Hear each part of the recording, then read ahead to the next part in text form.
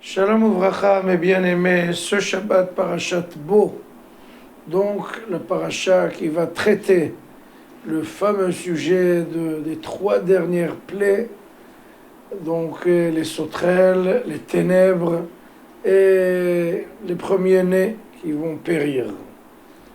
Et il est très intéressant de signaler, de se rappeler d'un enseignement extrêmement important. C'est-à-dire que une seule plaie pouvait suffire pour détruire complètement les infrastructures égyptiennes. Mais seulement, pourquoi on a donné 10 plaies et pas une seule plaie avec un grand coup de poing? On l'aurait complètement achevé à ce pharaon. Mais là, il y avait, si vous voulez, un couteau à double tranchant. C'est-à-dire, le peuple égyptien devait recevoir des punitions, des plaies. Mais c'était aussi pour le peuple juif, pour le peuple d'Israël. C'est-à-dire que nous aussi, on devait être persuadés de la force, de la puissance, de l'omnipotence et de l'omniprésence d'Akadosh Baruch Hu. Donc, on avait besoin de ça pour construire, si vous voulez, des étages de foi, de émouna, d'être avec Akadosh Baruch Hu sans trop réfléchir. On va savoir et apprendre une fois pour toutes quelles sont ces puissances et ces forces du Maître du monde.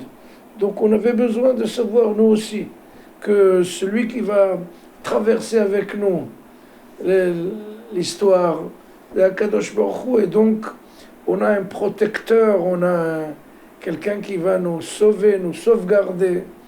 Et on devait aussi savoir qu'on a quelqu'un sur le plan de notre existence.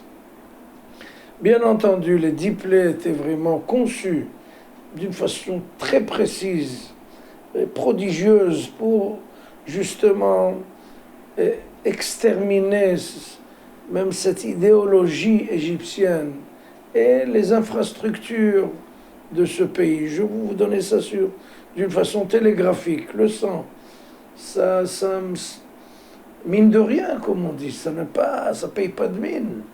Mais le sang, ça a vraiment ravagé l'économie égyptienne. Pourquoi? Parce que les poissons, les transports maritimes, l'irrigation, l'agriculture, le train-train quotidien, faire une douche, faire cuisiner. Le sang, ça fait pas ça n'a pas l'air de quelque chose de très dur, mais c'est quelque chose qui a complètement détruit l'économie égyptienne. Deuxième chose, les choses commencent à s'approcher, mais le sang était encore un peu loin. Et la plaie commence à se rapprocher. Déjà, les grenouilles, elles sont sur nos lits, sur nos tapis, sur nos chaises, dans les fours, dans les marmites. Là, ça commence déjà à s'approcher. Les poux, si vous voulez, les vermines, ça c'est déjà sur le corps. Donc, ça devient encore plus dangereux et plus effrayant. Et les animaux malfaisants, si vous voulez, les rapaces, les fauves, et les prédateurs carnivores, ça nous touche. Ensuite, vous avez la peste, si vous voulez, une maladie terrible, une pandémie vraiment ravageante. Donc, si vous voulez, je vais justement à la fin de l'histoire, les premiers-nés. En général, après avoir eu tellement de crises, tellement de problèmes, donc on a besoin de quelqu'un à la maison qui va nous remettre le moral, qui va nous remonter la mentalité, qui va nous consoler. Et même ces premiers-nés-là, ces aînés-là, ils vont périr. Donc il reste quoi dans l'existence de l'Égypte? Et il faut savoir que Akadosh Baruch Hu a donné les ténèbres, par exemple, c'était une très bonne occasion pour nous de voir où se trouvent toutes les ressources, toutes les richesses de l'Égypte, pour pouvoir justement demander des bijoux et des habits.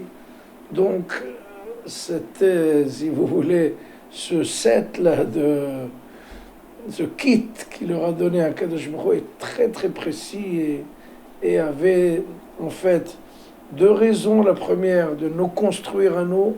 La deuxième, de détruire l'État et le peuple égyptien. Shabbat Shalom.